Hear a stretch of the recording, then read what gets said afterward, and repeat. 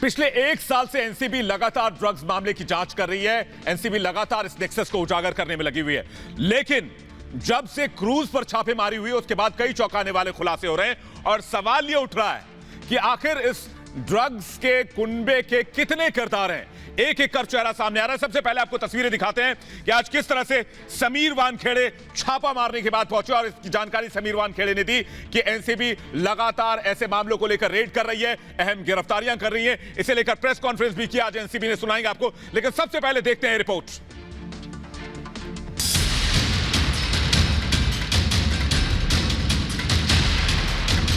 Drugs case में NCB का action. Imtiaz Khatri का नाम तब सुर्खियों में एक बार फिर से आया है जब एनसीबी ने इनके घर और दफ्तर दोनों ही जगह पे छापे मारे हैं। आर्यन की गिरफ्तारी, अब प्रोड्यूसर की बारी। एनसीबी की टीम इम्तियाज खत्री के बांद्रा वाले घर और ऑफिसेस पर वहां पर एविडेंस ढूंढने के लिए, वहां पर एविडेंस छानबीन करने के लिए उसके घर और रेसिडेंट पर पहुंची। उसके बाद इम्तियाज खत्री को समझ दिया गया। प्रोड्यूसर के घर से मिला ड्रग्स का सबूत।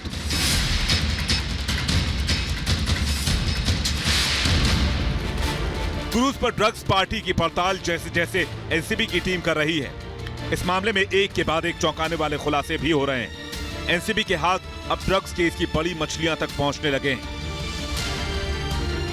शाहरुख खान के बेटे आर्यन की गिरफ्तारी के बाद अब बॉलीवुड प्रोड्यूसर इम्तियाज खत्री पर एनसीबी का शिकंजा कस रहा है। ड्रग्स पार्टी के मामले में एनसीबी ने इम्तियाज खत्री को न सिर्फ समन जारी कर पूछताछ के लिए बुलाया, बल्कि एनसीबी की टीम ने इम्तियाज के घर और दफ्तर पर छापेमारी भी की। खुद यहाँ पर इम्तियाज खत्री जो है वो अब एनसीबी ऑफिस में मौजूद है।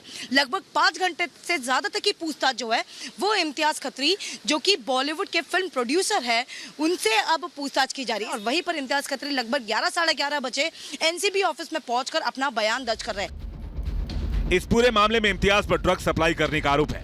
आपको बता दें कि इम्तियाज का नाम सुशांत सिंह राजपूत मामले में भी सामने आ चुका है। सुशांत सिंह राजपूत की पूर्व मैनेजर ने खत्री नाम के शख्स का जिक्र किया था। पूर्व मैनेजर ने अपने बयान में खत्री का नाम लिया था। दरअसल आर्यन खान और अरबाज मर्चेंट ने पूछताछ के दौरान ड्रग पेडलर अच्युत कुमार का नाम लिया था। अच्युत को एनसीबी ने गुरुवार को गिरफ्तार कर लिया था, जिसके बाद अच्युत कुमार से पूछताछ में इम्तियाज खत्री का नाम सामने आया है। ड्रग्स के मामले में इम्तियाज खत्री से आज लंबी पूछताछ हुई। आपको दिखाते हैं एनसीबी में जब इम्तियाज खत्री पहुंचे और वहां पर सवालों के जवाब दिए, एनसीबी के सवालों के जवाब दिए इम्तियाज खत्री ने।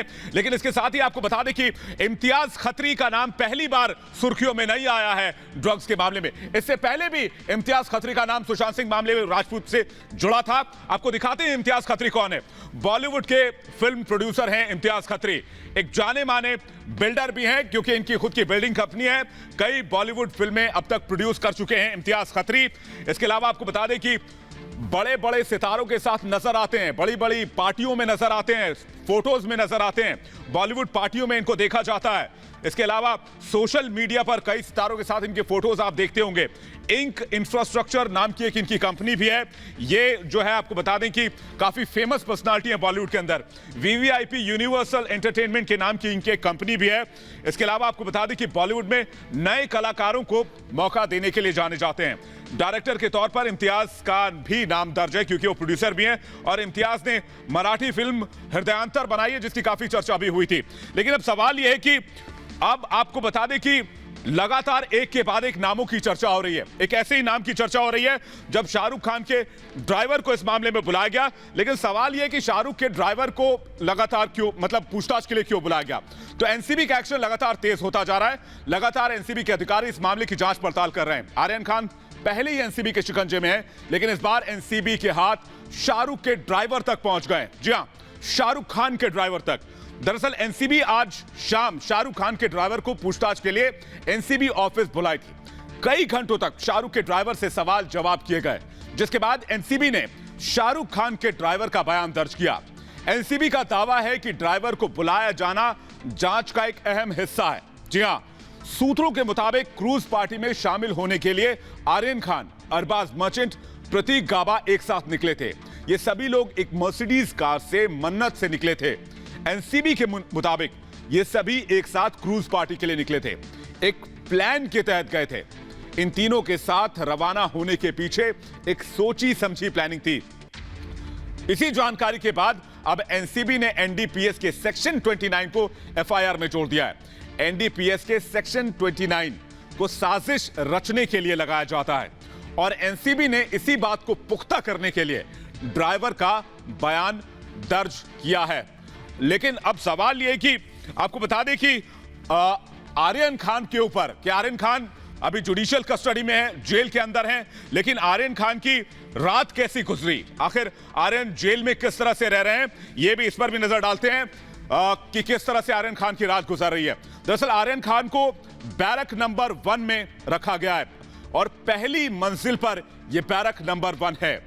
आपको बता दें कि आर्यन खान के बैरक में जो आसपास हैं वहां पर पहली मंजिल में कुछ स्पेशल ट्रीटमेंट नहीं मिलता है और आर्यन सुबह 6 बजे उठे। आज सुबह 7 बजे नाश्ता उन्हें दिया गया, नाश्ते में उन्हें पोहा ऑफर किया गया, 11 बजे दोपहर का खाना उनको दिया गया।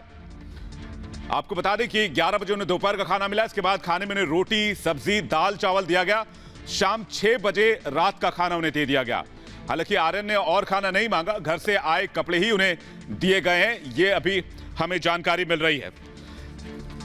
लेकिन एनसीबी कैसे कार्रवाई कर रही है लगातार, ये हम आपको दिखाते हैं कि तस्वीरों के जरिए। ये देखिए, ये वो ड्रग्स हैं जो एनसीबी ने बरामद किए हैं। ये एक्सक्लूसिव तस्वीर रिपब्लिक भारत आपको दिखा रहा है और ये जिससे बरामद किए गए ये सैनिटरी पैड्स में छिपा कर रखे गए थे। यकीन मानिए, मैं चाहूंगा आपको ये तस्वीरें फुल स्क्रीन एक बार दिखाई जाए, आप फुल स्क्रीन पर देखिए कि किस तरह से इन तस्वीरों के जरिए अंदाजा लगाइए कि कैसे इन ड्रग्स को सैनिटरी पैड्स में छुपाकर ले जाया जा रहा था।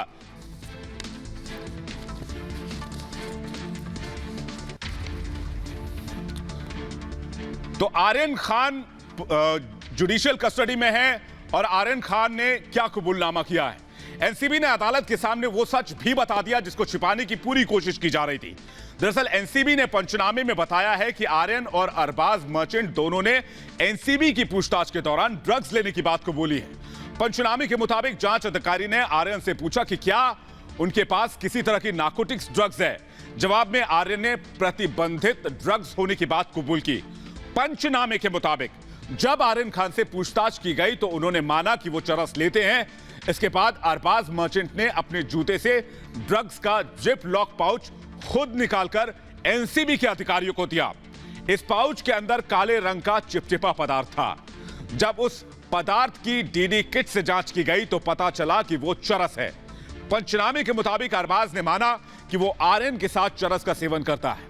अरबाज के पास से एनसीबी को 6 ग्राम चरस बरामद हुई थी। अरबाज ने भी माना कि चरस क्रूज पर सफर के दौरान स्मोकिंग के लिए लाई गई थी। लेकिन ये जो तमाम खुलासे हो रहे हैं, इसके बाद बॉलीवुड पर लगातार सवाल उठ रहे हैं। बॉलीवुड पर सवाल उठने के बाद बॉलीवुड के कई सितारे आपने देखा होगा कि आर्यन खान के समर्थन में आ रहे हैं और उनके साथ उनके सपोर्ट में वो लगातार बयान दे रहे हैं। तो कौन कौन से सितारे अब तक आर्यन खान के समर्थन में हैं, इस पर भी बात कर लेते हैं। क्रूज पर ड्रग्स वाली पार्टी में शाहरुख खान के बेटे आर्यन खान फिलहाल बता दें आपको जुडिशियल कस्टडी में है। आर्यन खान को कोर्ट ने न्यायिक हिरासत में भेज रखा है और उनकी जमानत अर्जी भी खारिज हो चुकी है। अब एक तरफ आर्यन पर ड्रग्स का केस चल रहा है तो दूसरी ओर आर्यन खान और शाहरुख खान के समर्थन में लगभग हर बॉलीवुड स्टार दलील दे रहा है। गिरफ्तारी के बाद से अब तक कई बॉलीवुड सेलिब्रिटीज खान फैमिली के सपोर्ट में उतर चुके हैं। ऋतिक से लेकर सुनील शेट्टी तक आर्यन को अपना सपोर्ट दे चुके हैं, उनका बचाव कर रहे हैं। अब हाल ही में फिल्म मेकर अभिषेक कपूर ने भी सोशल मीडिया पर पोस्ट शेयर कर शाहरुख खान और उनकी फैमिली का सपोर्ट किया है। अभिषेक कपूर ने पोस्ट शेयर कर लिखा, गौरी और शाहरुख के लिए प्रार्थना, हरिओम। वहीं जॉनी लीवर ने शाहरुख खान के साथ की एक फोटो शेयर की है। इस फोटो के साथ उन्होंने मसल्स इमोजी शेयर की है। बिना कुछ कहे शाहरुख और उनकी फैमिली को वो अपना सपोर्ट दिखाते नजर आ रहे हैं। इसके अलावा सोनू सूद भी शाहरुख और आर्यन का समर्थन कर रहे हैं। सोनू ने हालांकि अपने इस पोस्ट में आर्यन के नाम का जिक्र नहीं किया है, लेकिन जिस तरह से ये पोस्ट लिखी गई है उससे एक बात साफ तौर पर जाहिर है कि वो उन्हें सपोर्ट कर रहे हैं। सोनू ने लिखा है, कानून अपना समय लेगा, लेकिन उस दौरान इंसानियत और आत्मा पर से जो पर्दा उठा है वो हमेशा आपके चरित्र का प्रमाण पत्र रहेगा। कल फिर एक नई सुबह होगी, बस हौसला बुलंद रखना। इससे पहले ऋतिक रोशन, सुजैन खान, सुनील शेट्टी, हंसल मेहता, पूजा भट्ट, आलिया भट्ट, रवीना टंडन, राखी सावंत समेत कई बॉलीवुड सेलेब्स ने भी शाहरुख और उनके बेटे आर्यन को सपोर्ट किया और उनके सपोर्ट में न सिर्फ पोस्ट लिखे बल्कि उनको खुला एक समर्थन देते भी नजर आए। लेकिन क्रूज पर रेव पार्टी के मामले में एक तरफ जो एनसीबी है वो पूरे एक्शन में है, तो दूसरी तरफ इस मामले पर सियासत भी फुल चल रही है। एक बार फिर राष्ट्रवादी कांग्रेस पार्टी यानी एनसीबी नेता नवाब मलिक ने मीडिया के सामने आकर नारकोटिक्स कंट्रोल ब्यूरो यानी एनसीबी को ही कटघरे में खड़ा कर दिया। महाराष्ट्र सरकार में मंत्री नवाब मलिक ने एनसीबी पर आरोप लगाते हुए दावा किया कि एनसीबी ने क्रूज पर छापा मारकर 1300 लोगों में से सिर्फ 11 लोगों को हिरासत में लिया। इन्हें पकड़ने के बाद एनसीबी ऑफिस लाया गया और इनमें से आर्यन, अरबाज और मुनमुन समेत 8 लोगों को गिरफ्तार किया, जबकि 3 आरोपियों को जाने दिया गया। आज हमारा इतना ही सवाल है कि ये 3 लोगों के बारे में एनसीबी बताए, लाया क्यों, छोड़ा क्यों, किसके कहने पे छोड़ा गया। तो नवाब मलिक के आरोपों के मुताबिक जिन 3 लोगों को एनसीबी ने छोड़ा उनमें एक बीजेपी युवा मोर्चा के पूर्व अध्यक्ष रहे एक नेता का साला ऋषभ सचदेवा है। अपनी बात की पुष्टि के लिए नवाब मलिक ने कुछ वीडियो और तस्वीरें भी जारी की, जिसमें ऋषभ सचदेवा अपने पिता और चाचा के साथ एनसीबी ऑफिस से निकलते हुए नजर भी आ रहे हैं। नवाब मलिक के आरोपों के बाद एनसीबी ने भी इस मामले पर अपनी सफाई पेश की और नवाब मलिक के तमाम आरोपों को पूरी तरह से गलत और निराधार बताया। जांच एजेंसी के डीडीजी ज्ञानेश्वर सिंह ने कहा, एनसीबी जो भी कार्रवाई करती है वो खुफिया जानकारी के आधार पर की जाती है और यह इंफॉर्मेशन उनके सोर्सेज या फिर पब्लिक की तरफ से दी जाती है। नियम के मुताबिक हर रेड में 2 इंडिपेंडेंट विटनेस को शामिल किया जाता है। इस पूरे ऑपरेशन में कुल 9 इंडिपेंडेंट विटनेस शामिल किए गए थे। ऐसा सुनने में आ रहा था कि 8 लोगों को हमने गिरफ्तार किया है और एनसीबी ने 3 को छोड़ा है, जबकि मैंने अभी जो स्टेटमेंट जारी किया है उसमें बताया कि हमने 6 लोगों को साक्ष्यों के अभाव पर छोड़ा है। एनसीबी एक प्रोफेशनल ऑर्गेनाइजेशन है। हम किसी जाति, धर्म, पार्टी या एफिलिएशन के आधार पर काम नहीं करते हैं। सबूतों के आधार पर माननीय न्यायालय के सुपरविजन में काम करते हैं। और अब बात करते हैं उत्तर प्रदेश के लखीमपुर की, जो सियासत का नया डेस्टिनेशन बना हुआ है। इसे टूरिज्म पॉलिटिक्स के नाम से भी जाना जाता है। तो लखनऊ वाया लखीमपुर, ऐसा क्यों कह रहे हैं यह हम आज आपको समझाएंगे और बताएंगे कि ये जो लखीमपुर है ये सियासत के केंद्र में क्यों है। लेकिन सबसे पहले ये तस्वीर देखिए, आशीष मिश्रा को डिटेन किया गया है और लगभग 13 घंटे से पूछताछ की जा रही है। आशीष मिश्रा से लगातार पूछताछ की जा रही है। आशीष मिश्रा पर वही आरोप है कि वो उस इलाके से जहां पर यह हादसा हुआ उन्होंने ही वो गाड़ी में थे और उनके इशारे पर सब कुछ हुआ और इस मामले में लगातार आशीष मिश्रा की गिरफ्तारी की मांग चल रही है। लेकिन आपको दिखा दें कि लगातार ये जो है इस पर सियासत भी की जा रही है। लखीमपुर हर सियासतदान पहुंचना चाहता है, चाहे वो पंजाब का पॉलिटिशियन हो, चाहे वो छत्तीसगढ़ का पॉलिटिशियन हो, चाहे वो दिल्ली का पॉलिटिशियन हो, चाहे वो यूपी का पॉलिटिशियन हो, सबकी मंजिल एक ही है। चाहे वो हैदराबाद के भाईजान हो, सबकी मंजिल एक ही है, सिर्फ उन्हें लखीमपुर पहुंचना है क्योंकि लखीमपुर ही सत्ता की चाबी हो सकती है, इन्हें ऐसा लगता है। इस बीच एक बड़ी खबर आ रही है, बड़ी खबर का रुख करेंगे। बड़ी खबर यह है कि आशीष मिश्रा से लगातार 13 घंटे से पूछताछ चल रही है और 13 घंटे से पूछताछ कर रही है एसआईटी।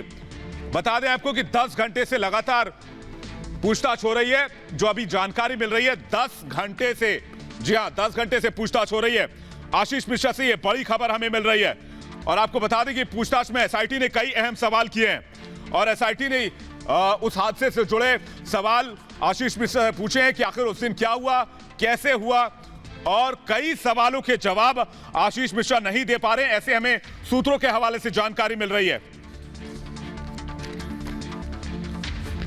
तो आपको बता दें कि किस तरह के आरोप हैं, शिकंजा कैसे कस रहा है आशीष मिश्रा के ऊपर, यह भी जान लेते हैं जरा जल्दी से कि किस तरह के आरोप लग रहे हैं और क्या क्या कैसे उन पर शिकंजा कसता जा रहा है। 2 नोटिस के बाद उन्हें वो पेश हुए, उन पर लगातार दबाव बढ़ता जा रहा था, पूछताछ के लिए पुलिस बार बार नोटिस चिपका रही थी, उसके बाद वो पेश हुए।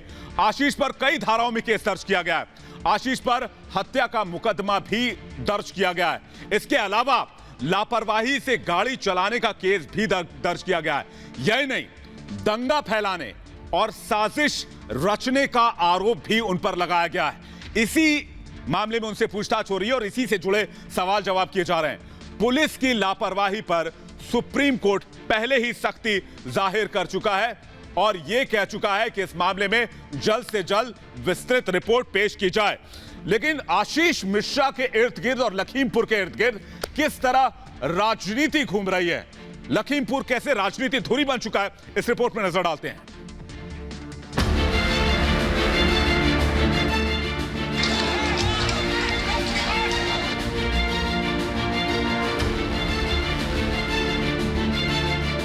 यह सियासी ड्रामे की लेटेस्ट तस्वीर है।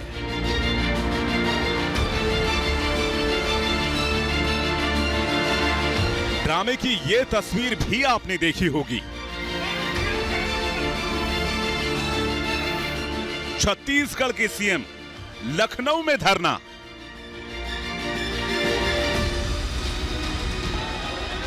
सत्ता की चाहत क्या क्या करने को मजबूर नहीं करती, लेकिन यह चाहत हद से गुजर जाए तो सियासत शर्मसार होती है और सच्चाई भी बेपर्दा हो जाती है। पंजाब संभल नहीं रहा, लेकिन सिद्धू लखीमपुर खीरी में उपवास रख रहे थे, मौन व्रत पर थे। कहा था आशीष मिश्रा की गिरफ्तारी तक मौन व्रत नहीं तोड़ूंगा, लेकिन गिरफ्तारी से पहले ही मौन व्रत भी तोड़ दिया और जूस भी पी लिया। सत्य की इस लड़ाई में आज जीत हुई है, किसान भाइयों की जीत हुई है, कश्यप साहब के परिवार की जीत हुई है, क्योंकि उन्हें मुआवजा नहीं चाहिए था, मुआवजा से ज्यादा उन्हें न्याय चाहिए था। इसलिए ये सत्य का मार्ग हमें अपनाना चाहिए। चलो माना कि ये प्रोटेस्ट सांकेतिक था, लेकिन इससे सिद्धू के लिए योगी सरकार की ज्यादती ही कही जाएगी।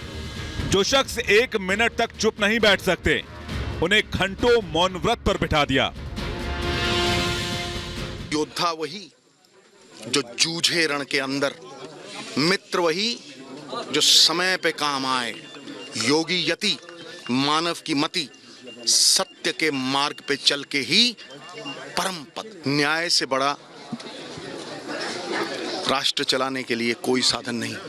न्याय है तो सुशासन है, न्याय नहीं है तो कुशासन है। सिद्धू ने जूस पीने के बाद सबसे पहले जो 2 शब्द बोले वो सत्यमेव जयते था। सत्यमेव जयते, सत्य की हमेशा जीत होती है। लेकिन सत्य की बात करने वाले सिद्धू को न तो छत्तीसगढ़ के कवर्धा की ये तस्वीर दिखी और न ही राजस्थान के हनुमानगढ़ में किसानों पर बर्बरता से लाठी चार्ज दिखा। दोनों ही राज्यों में कांग्रेस की सरकारें हैं, लेकिन राहुल इस पर भी मौन हैं और प्रियंका भी।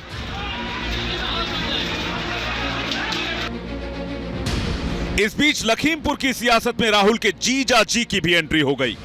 रॉबर्ट वाड्रा ने दावा किया कि उनके परिवार मतलब उनकी पत्नी प्रियंका वाड्रा की वजह से आशीष मिश्रा पर कार्रवाई की गई है। मेरे परिवार के प्रेशर का नतीजा है, उनको डिटेन किया गया है, उनको अरेस्ट किया गया है। कोई वारंट नहीं था, कोई रीजन नहीं था, और उसके बाद मतलब उनके प्रेशर के बाद जरूर मतलब कि आशीष मिश्रा को कानूनी तौर से कार्रवाई होगी। वैसे ये शुरुआती दावे हैं, अभी कई दलों के दावे आने बाकी हैं कि उन्हीं की वजह से कार्रवाई हुई है। लेकिन जनाब, चुनाव में 4 महीने का वक्त बचा है, तो ऐसे में कई किरदार आते और जाते रहेंगे और कई दावे भी देखने और सुनने को मिलेंगे। और इस मामले को लेकर पक्ष और विपक्ष आमने सामने। देखिए, पहले किसान को कुचला, कानून को कुचलने की तैयारी है और संविधान को कुचलने वाली ये सरकार है। हर एक ने देख लिया है कि किस तरीके से गाड़ी आई और किसानों पर चढ़ गई। जो किसान अपने हक के लिए लड़ रहे हैं।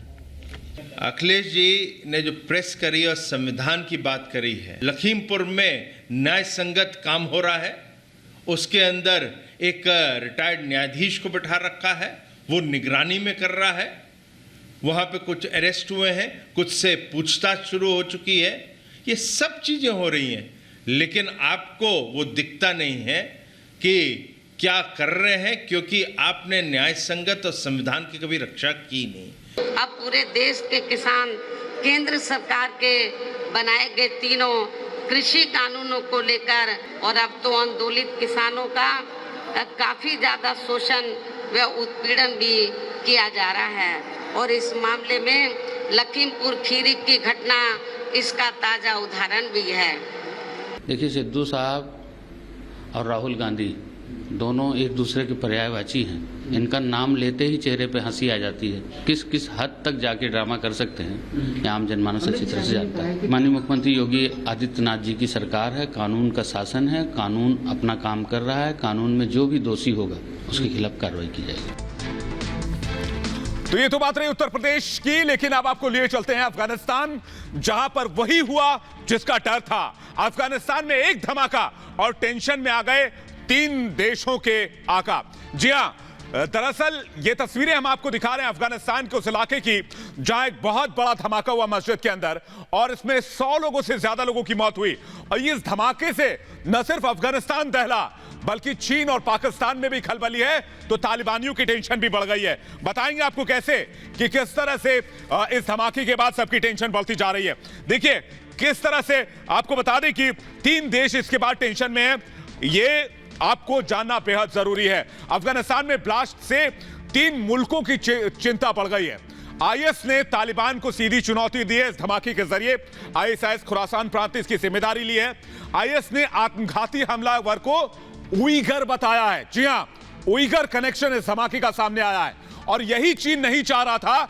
चीन चाह रहा था कि उइगरों पर लगाम लगाया जाए, लेकिन अब इस धमाके में उइगर कनेक्शन सामने आने के बाद चीन के होश उड़े हुए हैं। चीन तालिबान में डील उइगर हमलावर के नाम से हुई थी, लेकिन उइगर नाम से अब ड्रैगन डर गया है। चीन में उइगरों पर अत्याचार से लगातार खबरें आ रही थी, लेकिन इस पर इमरान खान और पूरा पाकिस्तान मौन है। उइगर से अत्याचार पर तालिबान भी खामोश बैठा है। तालिबान ने चीन से यहां तक वादा किया था कि वो उइगरों पर लगाम लगा कर देगा, लेकिन उइगर पर इस कनेक्शन के सामने आने के बाद अब चीन को लग रहा है कि उसके भीतर, उसके घर के अंदर भी जो आतंकी हमले वो हो सकते हैं। इसी से जुड़ी एक रिपोर्ट आपको दिखाते हैं, फौरन लौटने रिपोर्ट की बात।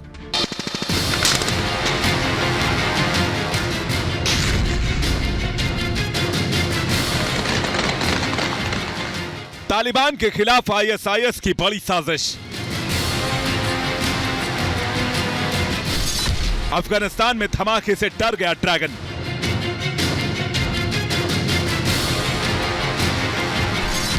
मस्जिद में धमाके का उइगर कनेक्शन क्या?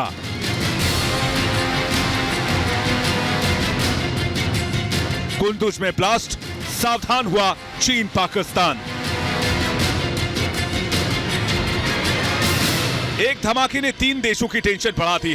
अफगानिस्तान के कुंदुज में हुए धमाके से तालिबान के साथ साथ चीन और पाकिस्तान भी परेशान है। दरअसल आईएसआईएस ने इस धमाके की जिम्मेदारी ली है और कहा कि आत्मघाती हमलावर उइगर मुसलमान था। मस्जिद में हुए इस धमाके में 100 लोगों की मौत हो गई, जबकि कई लोग घायल हो गए। धमाके पर आईएसआईएस ने कहा कि हमले में शियाओं और तालिबान दोनों को निशाना बनाया गया। दोनों ही चीन से उइगरों की मांग को पूरा करने में बाधा बने हुए हैं। इस बयान ने चीन को मुश्किल में डाल दिया है, क्योंकि चीन और तालिबान ने उइगर मुसलमानों को लेकर बड़ी डील की थी, लेकिन आईएसआईएस ने उइगर मुसलमानों को आत्मघाती हमलावर के तौर पर इस्तेमाल कर चीन की टेंशन बढ़ा दी है। खुद को मुस्लिमों का मसीहा बताने वाला पाकिस्तान और तालिबान उइगर मुसलमानों के खिलाफ चीन के अत्याचार पर लंबे समय से खामोश बैठे हैं। आईएस ने इसी का फायदा उठाते हुए उइगर आत्मघाती हमलावरों का इस्तेमाल किया है। हालांकि तालिबान आईएसआईएस को बड़ा खतरा मानने से इनकार कर रहा है। तालिबान ने कहा है कि आईएसआईएस के आतंकी उसके लिए खतरा नहीं है। आईएसआईएस एक सरदर्द की तरह है जिसे तुरंत दबा दिया जाता है। लेकिन अब सवाल यह है कि आखिर उइगरों के नाम से चीन इतना खौफ क्यों खाता है? उइगरों के साथ चीन ने किया क्या उइगर मुसलमानों के साथ? दरअसल चीन में उइगर मुसलमानों से लगातार अत्याचार किए जा रहे हैं। उइगर मुसलमानों को खत्म करने के लिए बड़े पैमाने पर योजनाएं चलाई जा रही हैं चीन के अंदर। जबरन उइगर मुसलमानों को डिटेंशन सेंटर में डालकर उन पर अत्याचार किया जाता है। बॉडी पार्ट्स काटकर जीन बैंक बनाने में लगा हुआ है ड्रैगन यानी कि चीन। डिटेंशन कैंपों में लाखों उइगर मुसलमान बंद कर दिए गए हैं। उन्हें अपने घर परिवार से मिलने की इजाजत नहीं है। उनकी टोपी, उनकी दाढ़ी हटा दी गई, उनकी टोपी उनसे छीन ली गई है। इस अत्याचार पर मुस्लिम संगठन यानी कि OIC, जो तथाकथित मुस्लिमों का पैरोकार कहा जाता है, खुद को रहनुमा बताता है, वो भी खामोश बैठा है। पाकिस्तान भी खामोश है और दूसरे मुस्लिम देश भी खामोश हैं। दरअसल शिनजियांग इलाके में कई कैंप बनाए गए हैं। उइगर मुस्लिम नमाज तक अदा नहीं कर सकते। आप अत्याचार का अंदाजा इसी बात से लगा सकते हैं कि उनको अपने धर्म को फॉलो करने की इजाजत नहीं दी जाती। लेकिन आपको दिखाते हैं कि अफगानिस्तान, चीन और उसके बीच में शिनजियांग यानी कि चीन से लगता हुआ अफगानिस्तान का इलाका, जहां से लगातार चीन को डर है कि वहां से आतंकी घुसपैठ कर सकते हैं। यह शिनजियांग है, यह अफगानिस्तान है। यहां पर जो ये एरिया है, ये 76 किलोमीटर का यहां पर एक बॉर्डर है। ये बॉर्डर लगता है शिनजियांग प्रांत से। शिनजियांग उइगरों का गढ़ माना जाता है। जब शिनजियांग में उइगरों पर चीन ने अत्याचार शुरू किया तो यहां से भागकर उइगरों ने अफगानिस्तान के बॉर्डर यानी कि सरहदी इलाके में शरण लेना शुरू किया। ये पूर्वी अफगानिस्तान का हिस्सा माना जाता है, पंजशीर से थोड़ा सा और आगे। वहां पर बहुत वीरानी है, बहुत ज्यादा लोग नहीं रहते। लेकिन अब सवाल यह है कि यहां पर छिपने के बाद इनको ISIS अपने पास भर्ती कर रहा है यानी कि उइगर मुसलमानों को। और जो अफगानिस्तान में धमाका हुआ, उस धमाके में उइगर आत्मघाती हमलावर का इस्तेमाल किया गया यानी कि उइगर अब आतंकियों की राह पकड़ने लगे हैं, जो चीन के लिए बहुत बड़ी टेंशन की बात है। तो अफगानिस्तान में हुए धमाके में उइगर मुसलमान का हाथ आने के बाद ड्रैगन की टेंशन बढ़ गई है, क्योंकि चीन उइगर मुसलमानों के खिलाफ अत्याचार करता है और बेपनाह अत्याचार करता है। और यह बात किसी से छिपी नहीं है, पूरी दुनिया जानती है। दरअसल चीन और तालिबान की दोस्ती की एक बड़ी वजह उइगर मुसलमान या कहें उइगर मुसलमान विद्रोही हैं। शिनजियांग प्रांत को लेकर चीन डरा हुआ था और इसी को लेकर चीन ने तालिबान को समर्थन के बदले शिनजियांग में आतंकियों के प्रवेश पर रोक लगाने की मांग की थी, उइगर मुसलमानों पर काबू करने की मांग की थी। चीन को लगता है कि आतंकी शिनजियांग में घुस सकते हैं और इससे चीन की आंतरिक सुरक्षा को एक बड़ा खतरा हो सकता है। आतंकवाद पर चीन ने अब बड़ा बयान दिया है और इस बयान में इशारों पर पाकिस्तान को संदेश देने की कोशिश की गई है। यानी चीन को अब आतंकवाद का डर सता रहा है। चीन के विदेश मंत्री ने कहा, आतंकवाद एक जंगली बाघ है जो पालने वाले को भी खा जाता है। आतंकवाद का मुकाबला एक गंभीर चुनौती है। गुड और बैड टेररिज्म जैसा कुछ नहीं होता। आतंकियों का नेटवर्क तेजी से बढ़ता जा रहा है। दरअसल पाकिस्तान भी लंबे समय से आतंकवाद के मुद्दे पर दुनिया की आंखों में धूल झोंक रहा है और अब वो चीन की आंखों में भी धूल झोंकने लगा है। लेकिन उसकी पूरी सच्चाई धीरे धीरे दुनिया के सामने आ रही है।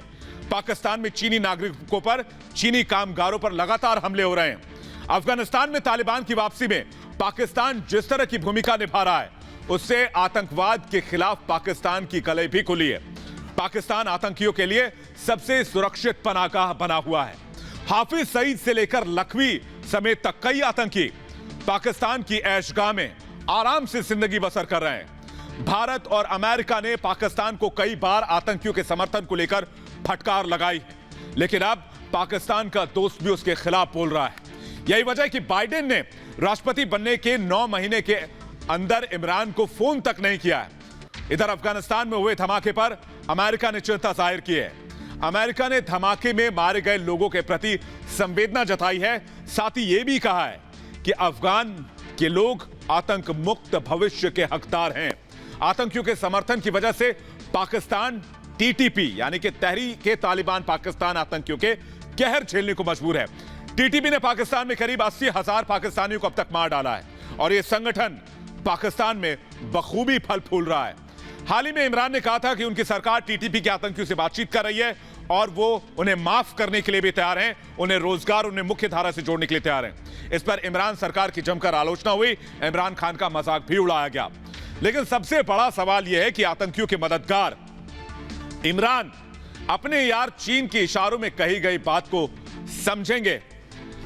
अब सबसे माकूल सवाल यह भी उठता है कि एक तरफ जहां भारत लगातार गुड टेररिज्म, बैड टेररिज्म की बात कहता रहा है, तो दूसरी तरफ उइगर के आत्मघाती धमाके के बाद, हमले के बाद अब चीन को भी समझ आने लगा है कि वो भी अब आतंक के खतरे से अछूता नहीं है। बेशक उसने तालिबान का समर्थन किया, लेकिन अब उसकी आंखें खुलती नजर आ रही हैं। लेकिन इससे क्या चीन का खतरा कम हो जाएगा, ये देखने वाली बात होगी। वक्त एक ब्रेक का है। ये भारत की बात है में फिलहाल इतना ही।